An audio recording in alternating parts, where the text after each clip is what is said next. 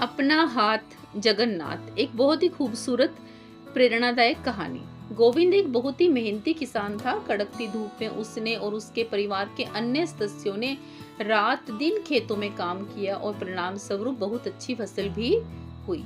अपने हरे भरे खेतों को देखकर उसकी छाती खुशी से फूल रही थी, क्योंकि फसल काटने का समय आ गया था। गोविंद बहुत खुश था कि इस बार अच्छी फसल उसके सारे दुखों को दूर कर देगी। इसी बीच उसके खेत में एक चिड़िया ने एक छोटा सा अपना घोंसला बना लिया था। वह अपने छोटे छोटे बच्चों के साथ उस घोंसले में, जो कि गोविंद के खेत में था, रहती थी।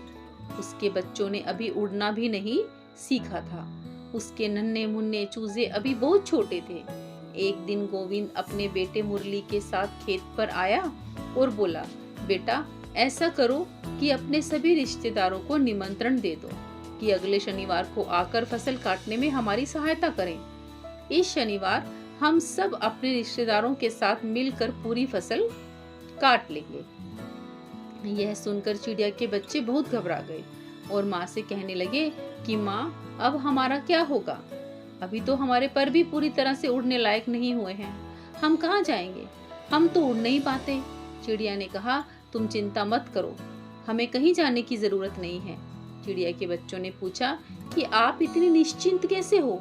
तो चिड़िया ने कहा, जो इंसान अपने काम को करने के लिए दूसरे के सहारे रहता है, उसकी कोई मदद नहीं करता। अगले शनिवार को जब बाप बेटे खेत पर पहुंचे तो क्या देखते हैं कि वहां कोई भी रिश्तेदार नहीं पहुंचा था। दोनों को बहुत निराशा हुई। गोविंद ने मुरली से कहा कि लगता है हमारे रिश्तेदार हमारे से ईर्ष्या करते हैं, इसीलिए नहीं आए। ऐसा करो, अब तुम अपने सभी मित्रों को ऐसा ही निमंत्रण अगले हफ्ते के लिए दे दो। हम उनके साथ मिलकर फसल काटेंगे। चिड़िया और उसके बच्चों की वही कहानी। फिर से चिड़िया के बच्चे घबरा गए। उन्होंने फिर से अपनी माँ से वही बात दोहराई। चिड़िया ने वही जवाब दिया।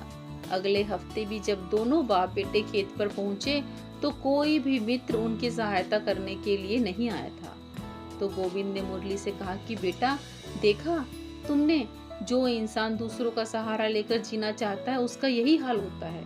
उसे सदा निराशा ही हाथ लगती है। अब तुम बाजार जाओ और फसल काटने का सारा सामान ले आओ। कल से इस खेत को हम दोनों मिलकर काटेंगे।